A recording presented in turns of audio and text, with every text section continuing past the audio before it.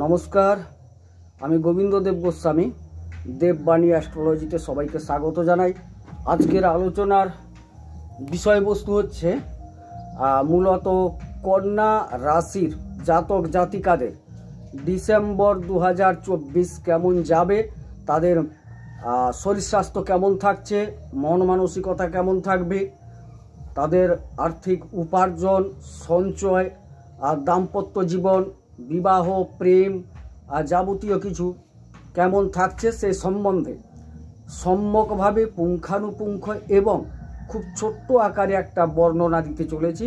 যারা কন্যা রাশির জাতক জাতিকা আছেন অবশ্যই আপনাদের ফোকাস বোর্ডের দিকে রাখুন এবং আপনি বুঝে নেন আপনার ডিসেম্বর মাস কেমন যেতে চলেছে। যাই হোক, আলোচনা শুরু করছি। কালপুরুষ চক্র একটা আঁকা আছে এখানে। কালপুরুষ চক্রের ষষ্ঠ ঘর হচ্ছে কন্যা রাশির ঘর, যেখানে আমি 1 লিখে রেখেছি। এখানে কেতু বসে আছেন, দ্বিতীয় কেউ নেই, দ্বিতীয়াধিপতি পঞ্চমে চলে গেছেন শুক্র, তৃতীয় বুধ বসে আছেন, তৃতীয়াধিপতি মঙ্গল একাদশে নিচস্থ এবং 7 তারিখ বক্রী হয়েছেন, চতুর্থে রবি বসে আছেন, অর্থাৎ 15 ডিসেম্বরের পর রবি থাকছেন, চতুর্থের অধিপতি বৃহস্পতি নবমে আছেন, পঞ্চমে শুক্র বসে আছেন, পঞ্চমের অধিপতি শনি ষষ্ঠে কুম্ভে বসে আছেন, সপ্তমে রাহু বসে আছেন, অষ্টমের অধিপতি মঙ্গল একাদশে নিচস্থ এবং 7 তারিখ বক্রী হচ্ছেন, নবমে বৃহস্পতি, নবমের অধিপতি শুক্র পঞ্চমে, দশমের অধিপতি বুধ এবং তিনি রাশির অধিপতি হয়ে তৃতীয় অবস্থান করছেন, একাদশে মঙ্গল নিচস্থ অবস্থায় আছেন এবং 7 তারিখ বক্রী হয়েছেন, দ্বাদশের অধিপতি রবি, তিনি 15 তারিখ পর্যন্ত বৃশ্চিক রাশিতে এবং তৎপরবর্তীকালে তিনি কিন্তু চলে যাচ্ছেন ধনু রাশিতে। এই হচ্ছে সংক্ষেপে কন্যা রাশির সাপেক্ষে গ্রহাবস্থান। এবার আলোচনার বিষয়বস্তু হচ্ছে কন্যা রাশির জাতক জাতিকাদের শরীর স্বাস্থ্য কেমন থাকবে। 1 নম্বর ঘর থেকে আমরা সবসময় শরীর স্বাস্থ্য নিয়ে আলোচনা করে থাকি।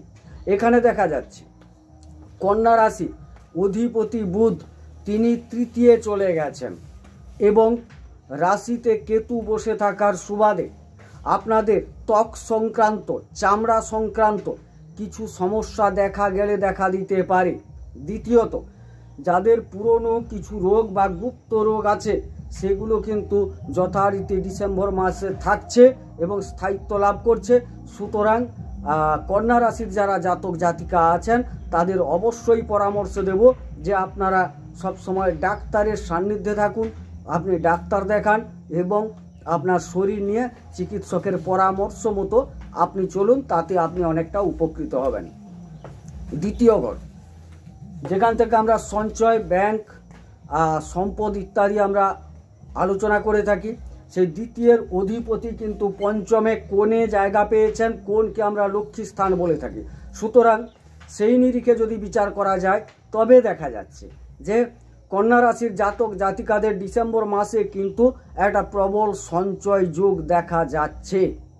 সুতরাং আপনার ব্যাংক ব্যালেন্স বৃদ্ধি পাবে, সঞ্চয় বৃদ্ধি পাবে, সে বিষয়ে কোনো সন্দেহ নেই। কিন্তু একটা জিনিস জ্যোতিষশাস্ত্রে যে যাই বলুক না কেন, ভাগ্যযুক্ত কর্ম সমান ফল। আপনি যদি কিছু কাজ না করেন, শুধু ভাগ্যের সহায়তা পেয়ে আপনি বিরাট সঞ্চয় করে ফেলবেন তা কিন্তু নয়। আপনাকে কিন্তু কিছু কাজ করতে হবে, কর্ম করতে হবে, তবে আপনি গিয়ে সঞ্চয় করতে পারবেন। তৃতীয় ঘর থেকে আমরা যোগাযোগ, পরাক্রম, ভ্রাতা ইত্যাদি বিবেচনা করে থাকি। তৃতীয় ঘরে বুধ বসে আছেন এবং রবি তিনি থাকছেন 15 ডিসেম্বর পর্যন্ত। তৎপরবর্তীকালে রবি চলে যাচ্ছেন ধনুতে এবং তৃতীয়ের অধিপতি মঙ্গল একাদশে নিচস্থ অবস্থায় আছেন এবং 7 তারিখ বক্রী হচ্ছেন। সুতরাং আপনাদের পরামর্শ দিই, ভাইদের সাথে আপনি সম্পর্ক ভালো রাখার চেষ্টা করুন, হঠকারী মাইন্ডটাকে একটু দূরে রাখুন, সংযত হন, কথাবার্তায় সংযত ভাব আনুন, বাক্যকে সংযত করুন, তাতে কিন্তু ভাইদের সাথে সম্পর্ক ভালো থাকবে। আপনার যোগাযোগও ভালো দেখাচ্ছে, যোগাযোগ থেকে আপনি অনেকটা ডেভেলপ করার জায়গা খুঁজে পাবেন, কিন্তু তার মধ্যেও বিভ্রান্তি ঘটার সম্ভাবনা দেখাচ্ছে। যোগাযোগের জন্য যে জিনিসগুলোকে মূল্যায়ন করার দরকার হয় আপনাকে সেই মূল্যায়নগুলো করতে হবে। কারণ একটা জিনিস হচ্ছে বিভিন্ন ক্ষেত্রে যোগাযোগ বিভিন্নভাবে হয়, সেক্ষেত্রে যোগাযোগের মাধ্যমগুলোকে পুনরায় মূল্যায়ন করুন যাতে আপনি না ঠকে যান। সেই জায়গায় আপনাকে ঠিক থাকতে হবে। পরাক্রমতা ডিসেম্বর মাসে মোটামুটি একটা ভালো দেখাচ্ছে যে কোনো কাজের ক্ষেত্রে।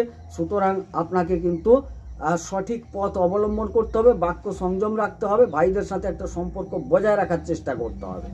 এটা ছিল তৃতীয় ঘরের আলোচনা। চতুর্থ ঘরের অধিপতি বৃহস্পতি, তিনি কিন্তু নবমে ভাগ্যস্থলে চলে গেছেন। তিনিও চলে গেছেন কোথায় না কোণে, অর্থাৎ চতুর্থ ঘর থেকে যা আমরা আলোচনা করি সেটা কিন্তু খুব ভালো, যেরকম গৃহসুখ, মা, যানবাহন, ভূমি ইত্যাদি। এবং তার অধিপতি ভাগ্যস্থলে খুব সুন্দর, এবং কোণে যাওয়ার সুবাদে খুব সুন্দর একটা সময় তৈরি হয়েছে কন্যা রাশির জাতক জাতিকাদের। গৃহের সুখ স্বাচ্ছন্দ্য কিন্তু যথেষ্ট ভালো থাকবে, এটা নিশ্চিত। এবং যদিও রবি বসে আছেন দ্বাদশপতি হয়ে, তার উপায় বলে দিচ্ছি। আপনার গাড়ি কেনা বেচা হতে পারে। যারা দীর্ঘদিন ধরে বাহন কেনার জন্য একটা মানসিকভাবে প্রস্তুতি নিয়েছিলেন, তাদের ক্ষেত্রে একটা সময় চলে এসছে, আপনারা যানবাহন ক্রয় করতে পারেন। মায়ের শরীর মোটামুটি ভালো থাকবে, সামান্য কিঞ্চিত এদিক ওদিক হলেও বিশদ কিছু খারাপ হওয়ার সম্ভাবনা নেই, সেটুকু দেখাচ্ছে যে মার শরীর ভালো থাকছে, গৃহসুখ ভালো থাকছে, যানবাহন ক্রয়ের যোগও ভালো আছে। হ্যাঁ, ঘর কেনা বেচারেও একটা যোগ আছে, যদি কিনতে পারেন এই সময়টা যথেষ্ট আপনার জন্য। পঞ্চম স্থল থেকে শিক্ষা, প্রেম, সন্তান ইত্যাদি আমরা আলোচনা করে থাকি। সেখানে শুক্র বসে আছেন। শুক্র একাধারে আপনার ভাগ্যপতি এবং দ্বিতীয় পতি হয়ে পঞ্চমে বসে আছেন। প্রেমের জায়গায় যারা আছেন, নিশ্চিতভাবে আপনাদের সময়টা চলছে খুব ভালো। আপনার প্রেমের ক্ষেত্রে কোনো সমস্যা সেরকম দেখছি না, কারণ পঞ্চমের অধিপতি তিনি আনন্দময় গৃহে ষষ্ঠে বিরাজ করছেন। সুতরাং যারা প্রেম করছেন অবশ্যই অবশ্যই তাদের ক্ষেত্রে খুব খুব ভালো সময় যাচ্ছে। শিক্ষাক্ষেত্রের কথা বলি, যারা শিক্ষার্থী আছেন তাদের ক্ষেত্রে সময়টা খুব ভালো, এবং যারা নতুন নতুন পরীক্ষার প্রস্তুতি নিচ্ছেন তাদের ক্ষেত্রেও ভালো, যথেষ্ট ভালো সময় দেখাচ্ছে। সুতরাং শিক্ষার্থীরা এই ডিসেম্বর মাসে একটা ভালো সময় পাচ্ছেন বিভিন্ন পরীক্ষা দেওয়ার ক্ষেত্রে কিংবা পড়াশোনার ক্ষেত্রে যাবতীয়, সেক্ষেত্র থেকে আপনার শিক্ষা কিন্তু আপনার পক্ষে। সুতরাং আপনি কাজে লাগান।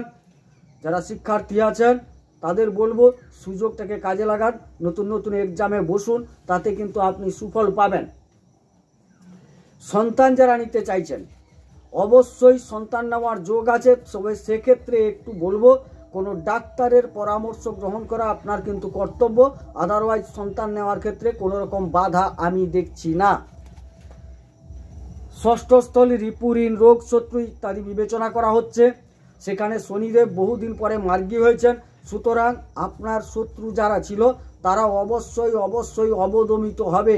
আপনি শত্রুকে পরাজিত করতে পারবেন, বা শত্রুর সাথে একটা আপোষ মীমাংসার মাধ্যমে সমস্যার সমাধান হওয়ার যোগ দেখা যাচ্ছে। ঋণ থেকে আপনি মুক্তি পেতে চলেছেন, আপনি একটু চেষ্টা করুন, কারণ ডিসেম্বর মাস আপনার পক্ষে আছে। সুতরাং যারা দীর্ঘদিন ঋণে ভুগছিলেন অবশ্যই আপনারা ঋণ থেকে মুক্ত হতে চলেছেন। এক্ষেত্রে নিশ্চিত আপনার কোনো সমস্যা দেখছি না। রোগের কথা তো আগেই বলেছি যে রোগ সেরকম কোনো দেখা যাচ্ছে না, অবশ্যই আপনাদের পক্ষে ভালো ফল পেতে চলেছেন আপনারা।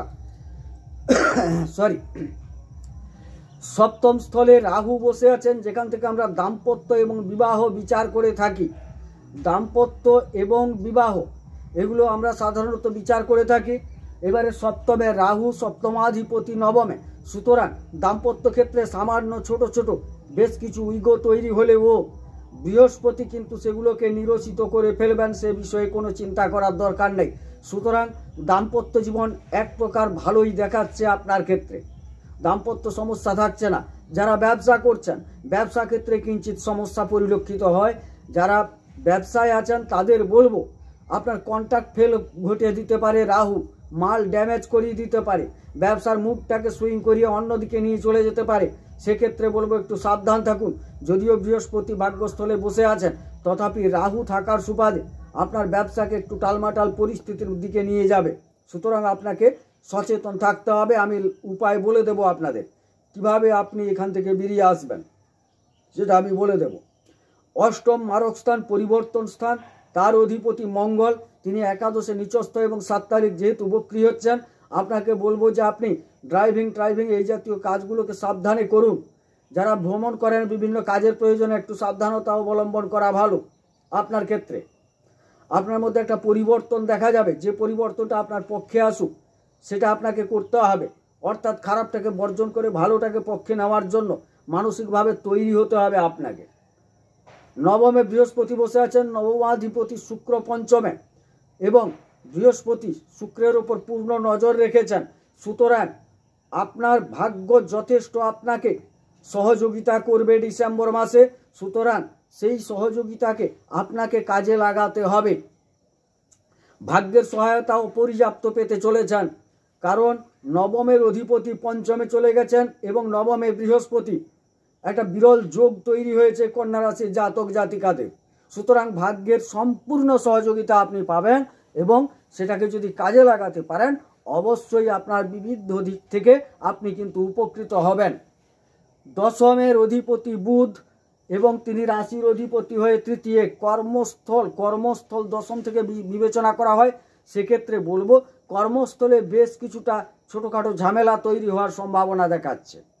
আপনাকে কিন্তু একটু সংযত থাকতে হবে, বুদ্ধিকে কাজে লাগান, চারদিকটা নজরে রাখুন, যেটুকু বলা বা করা উচিত সেটুকু করবেন, অতিরিক্ত করতে যাবেন না, তাতে কিন্তু সমস্যা আছে। যেটুকু কথা বলার বলুন, তার বাইরে বলতে যাবেন না, তাতে কিন্তু আপনি অনেকটা উপকৃত হবেন। কারণ কর্মস্থলে ছোট ছোট সমস্যা এবং আপনার হয়তো ডেভেলপ দেখে আপনারই কলিগ ঈর্ষান্বিত হওয়ার যোগ দেখাচ্ছে। এবারে একাদশে বসে আছেন মঙ্গল।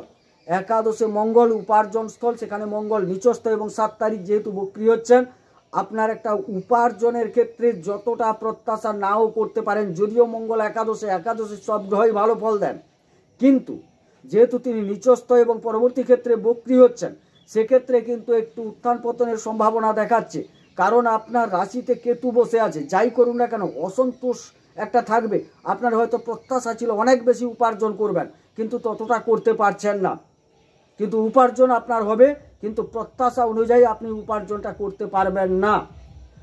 এবারে দ্বাদশ, সিংহ রাশি, দ্বাদশের অধিপতি রবি চতুর্থে চলে গেছেন, ভাবার দরকার নেই।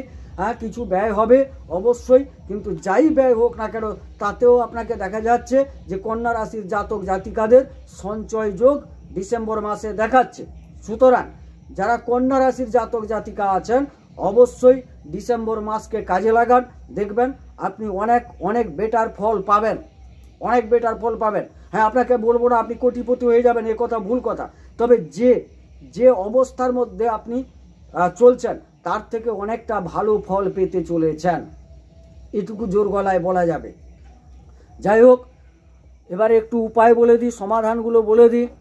আপনার কন্যা রাশির যেহেতু অধিপতি বুধ, তিনি চলে গেছেন তৃতীয়, সুতরাং আপনাকে একটু বুধের সমাধান প্রথমে করে নেওয়ার দরকার আছে।